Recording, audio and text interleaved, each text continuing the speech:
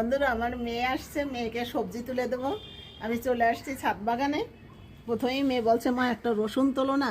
এ দেখো রসুন গাছ হয়েছে প্রচুর পরিমাণে আমাদের। মেয়ের জন্য একটা রসুন তুলে নিচ্ছি।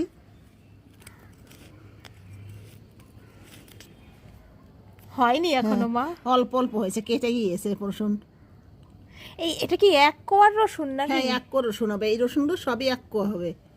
আর এক কোয়া রসুনই খুব দামি। এই তো ওই যে ইয়েটা উঠে গেছে, খোসাটা।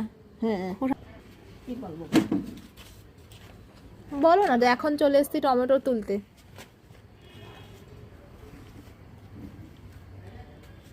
চলে আসছি টমেটো তুলতে। প্রচুর টমেটো হয়েছে আমাদের কাছে। দেখো, একদম প্রত্যেক ডগায় ডগায় টমেটো। এই পাশে, ওই পাশেও প্রচুর হয়েছে মা, দেখো ওই দিক দিয়ে। হ্যাঁ হ্যাঁ হ্যাঁ, প্রচুর এই পাশে। নিয়ে নে টমেটো। যে একটা ছিঁড়লাম। আরো নে।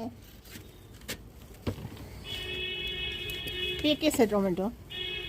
থাকলে পেকে যেত মা। কিসের গন্ধ আসছে গো? গোবর সারের? টমেটো গন্ধ। ও টমেটোর গন্ধ। হ্যাঁ, এই লাল হয়ে গেছে পুরো, লাল টমেটো।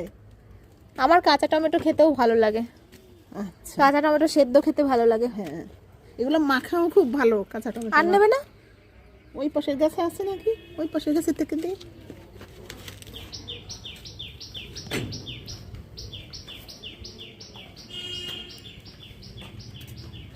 এই ধনে পাতা দিও তো মা কটা তুলে। হ্যাঁ, ধনে পাতা দিয়ে দেবো। হ্যাঁ, ধনে পাতা দাও তুলে। কেটে দিই গোড়ার থেকে। এই পাশেও টমেটো হয়েছে, এখান থেকে কটা তুলি। কচি টমেটো তুলি। কচি টমেটো সিদ্ধ হবে না। খেতে হবে না? না, এই টমেটো গাছ, ধনে পাতা গাছ আগে আমি লাগাতাম।